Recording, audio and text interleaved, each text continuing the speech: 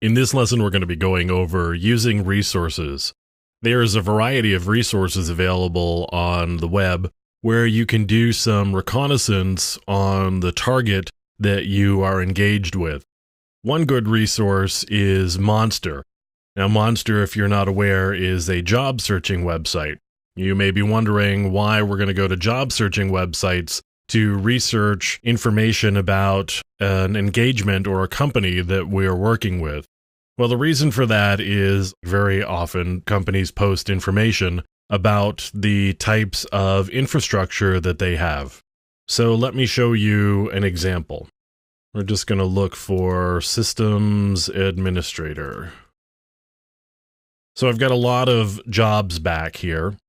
And if I look down through the listings, I can see some information about the types of systems that different companies are working with.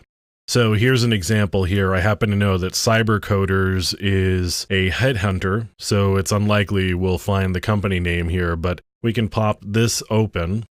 You can see that they are looking for somebody who has experience with Windows, Cisco, Citrix, and healthcare. So it's a healthcare company. It's using Windows, and they're also using Cisco probably for their network hardware, and they are using Citrix for probably some sort of virtualization solution. So that's a lot of information that we now know about this company. And if you were to plug in a particular company as well as a job like systems administrator, you could turn up all sorts of information about the types of infrastructure that they are using. This is a company called Akibia, and they're looking for somebody who does Unix, Apache, and Tomcat. So there's another company that's provided information about the types of systems that they use. So again, you can see Monster is a very good resource for finding information about the types of systems and software that companies are using. And the reason for that is if you're looking to hire somebody, you're going to use a site like Monster, and you need to post the types of job requirements and the skills required. And so if you start looking around for a particular company and you look for the right jobs, you're going to be able to find out the types of systems and software that they are using in-house. Often, in addition to the Apply Here button, you may see an email address at the bottom, and sometimes it's something like HR or jobs or careers, but occasionally you'll see an actual recruiter's email address, and that can provide you some information about not only that user or that person, and you may be able to use that down the road in some sort of social engineering attack where you can pretend to be that person, where you have their name and also the position that they hold.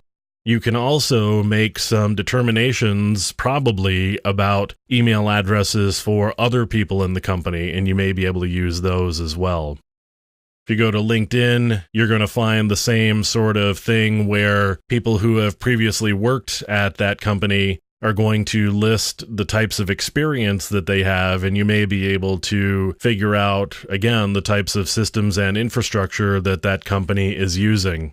Facebook or other social networking mechanisms like Twitter, for example, you could do some searching for companies or users that you have found in other ways and see if you can find some information about things that they have posted about the things that they do at their job, the types of systems that they work with, or sometimes people will slip and post things like, we had a major outage because we were off on Apache. It's really not a good idea to do that sort of thing, but sometimes people make mistakes and they don't get caught.